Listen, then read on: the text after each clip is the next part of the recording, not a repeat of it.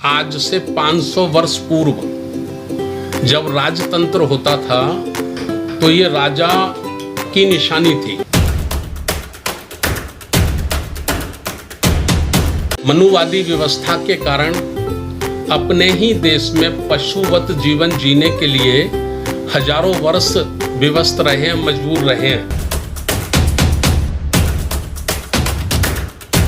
सभा और सामाजिक न्याय परिषद की हमारी जो कोर कमेटी की मीटिंग है उसमें ये तय हुआ कि हो सकता है हमारे राजनेताओं की कोई मजबूरी हो।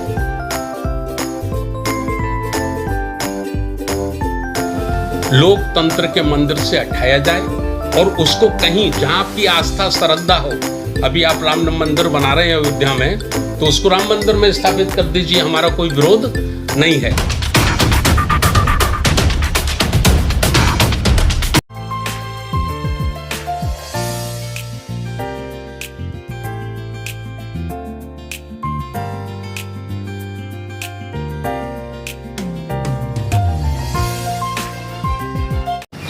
सभी साथियों को हमने आज इसलिए तकलीफ दी है, आप लोगों को यहाँ बुलाया है कि राष्ट्रीय बौद्ध महासभा और सामाजिक न्याय परिषद ने हमने संयुक्त रूप से संविधान के 74वें संविधान दिवस 26 नवंबर को दिल्ली के जंतर मंतर पर विशाल धरना प्रदर्शन करने का निर्णय लिया है।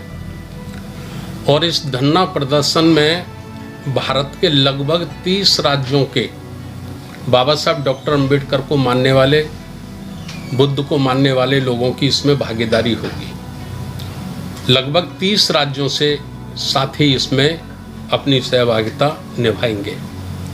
और ये धरना प्रदर्शन किस विषय में है, इसका जो हमारा सबसे प्रमुख विषय है वो है कि नई संसद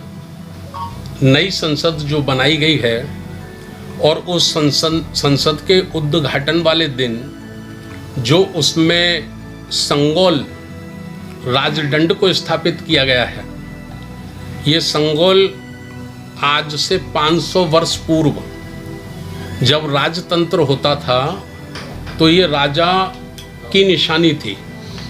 तमिलनाडु में एक छोटा सा एरिया है चोल, वहाँ चोल का जो राजा होता था उसके यहाँ ये परंपरा थी। और दूसरा इसका जो अर्थ है, इसका मतलब है वो है मनुवादी व्यवस्था के निर्देशों के अनुसार राजा को राज्य स्थापित करना और राज्य का संचालन करना। तो मनुवादी व्यवस्था से पीड़ित कौन कौन लोग थे? 2-3 लोगों को अगर हम छोड़ दें तो लगभग 97% लोग मनुवादी व्यवस्था के कारण अपने ही देश में पशुवत जीवन जीने के लिए हजारों वर्ष विवश रहे हैं, मजबूर रहे हैं। उसी व्यवस्था को आज लोकतंत्र में, जबकि लोकतंत्र है 75 वर्ष से ज़्यादा हमको आज़ाद हुए हैं, तो लोकतंत्र में लोकतंत्र के मंदिर, लोकसभा में जो लोकतंत्र का मंदिर है, संविधान का मंदिर है, जिसमें भारत के 140 करोड़ लोगों की आस्था है, उनके अधिकार हैं, उनके संवैधानिक अधिकार हैं, उनके मानव अधिकार हैं, उनके प्रशासनिक अधिकार हैं, उनके जनप्रतिनिधियों के अधिकार हैं।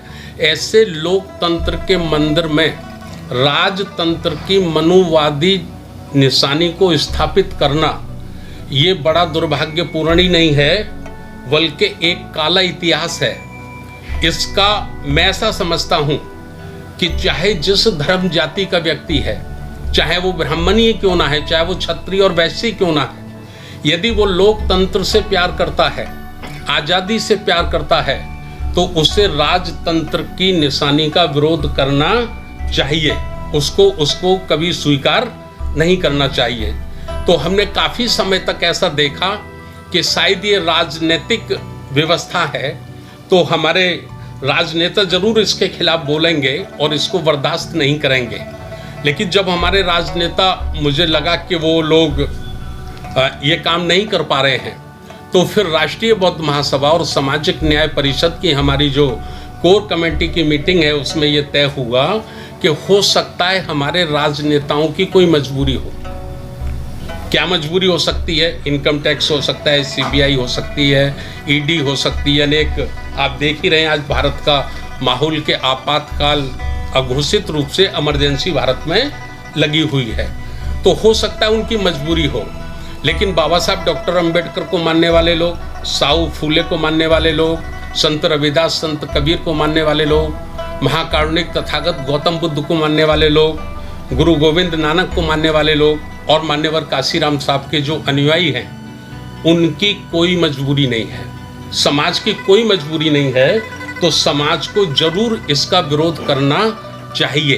तो हम प्रमुख रूप से वैसे तो हमारी 9-10 मांगे हैं, लेकिन प्रमुख रूप से हमारी जो मांग है वो है कि संगोल को लोकतंत्र के मंदिर से हटाया जाए और उसको कहीं जहां आपकी आस्था श्रद्धा हो, अभी आप राम मंदिर बना रहे हैं अयोध्या में, तो उसको राम मंदिर में स्थापित कर दीजिए, हमारा कोई विरोध नहीं है।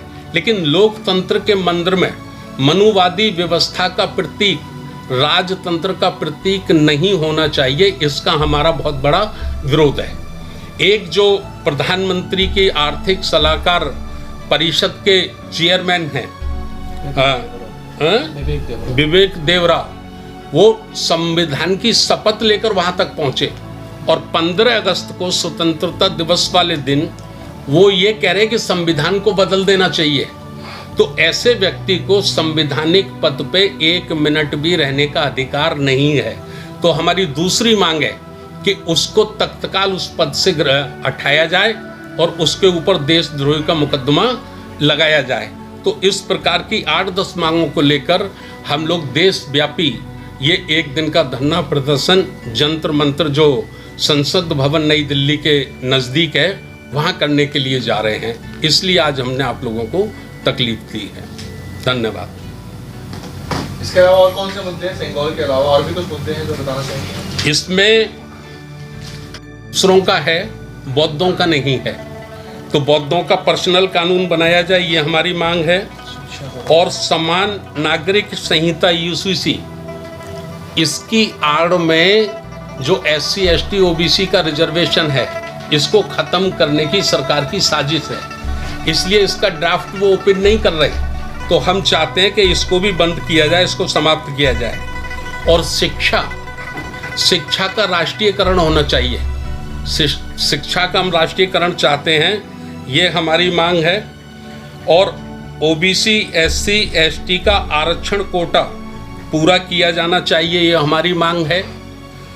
आगे इससे निजीकरण को बंद किया जाना चाहिए, चूँकि संविधान ये दिशा देता है, निर्देश देता है कि किसी भी देश की आर्थिक जो संपदा है वो मुट्ठी भर लोगों के हाथ में नहीं होनी चाहिए। यदि मुट्ठी भर लोगों के हाथ में किसी देश की आर्थिक संपदा होगी तो उस देश का लोकतंत्र खतरे में पड़ जाएगा, उस देश के लोग कमजोर हो जाएंगे। तो निजीकरण को तुरंत बंद कर देना चाहिए। हमारा आगे की मांग है, संपूर्ण भारत में जातीय जनगणना कराई जाए। जातीय जनगणना कराने के बाद जिस जाति की जितनी संख्या भारी, उसकी उतनी हिस्सेदारी तय होनी चाहिए। तो ये हमारी इसमें मांगे जनगणना कराने की। और तो ये प्रमुख रूप से है। और अभी 1-2 मांग इसमें नहीं लिखी है, हम इसमें जो ज्ञापन महामहिम राष्ट्रपति महोदया को देंगे उसमें एक मांग हम और जोड़ेंगे, और वो है कि इस देश का जो चुनाव है, लोकसभा और विधानसभा के जो चुनाव हैं, वो EVM से ना कराए जाए, वो मतपत्र से कराए जाए। देखिए, किसी लोकतंत्र पे अगर किसी एक व्यक्ति को आशंका है कि यहाँ गड़बड़ होती है, यहाँ कोई हमारे साथ धोखा होता है, तो फिर वो चाहे वो एक व्यक्ति की आशंका क्यों ना हो, सरकार की ये जिम्मेदारी बनती है कि वो उस एक व्यक्ति की आशंका का भी समाधान करे और निष्पक्ष चुनाव के लिए जैसा लोग चाहते हैं। अभी हमारे भारत में हम NDA को छोड़ दें, खास करके भारतीय जनता पार्टी को छोड़ दें, तो सभी राजनीतिक दलों की ये मांग है। 70% से ज़्यादा लोग जिन्होंने वोट दिया है बीजेपी को छोड़कर दूसरे दलों को, वो 70% लोगों की ये मांग है कि ईवीएम मशीन से, वोटिंग मशीन से चुनाव नहीं होना चाहिए, इसमें बेईमानी होती है। और हमारे देश के सुप्रीम कोर्ट ने भी आशंका ये व्यक्त की थी, ये आशंका उन्होंने भी व्यक्त की कि गड़बड़ी होने की संभावना है, गड़बड़ी होने की संभावना से इनकार नहीं किया जा सकता। और जिन देशों ने, जैसे इंग्लैंड ने ये ईवीएम बनाई, जिन देशों ने, फॉरवर्ड देशों ने, विकसित देशों ने इसका आविष्कार किया, उन्होंने आज अपने देश में ईवीएम को बंद कर दिया है, वहाँ मतपत्र से चुनाव होते हैं। तो भारत में भी ये मतपत्र से चुनाव होने चाहिए, ईवीएम मशीन से चुनाव नहीं होने चाहिए। ये भी हमारी प्रमुख मांगों में शामिल है। धन्यवाद। आप इस वीडियो के बारे में अपनी राय अवश्य दें तथा वीडियो को लाइक, शेयर और कमेंट्स साथ साथ चैनल को सब्सक्राइब करना न भूलें। धन्यवाद।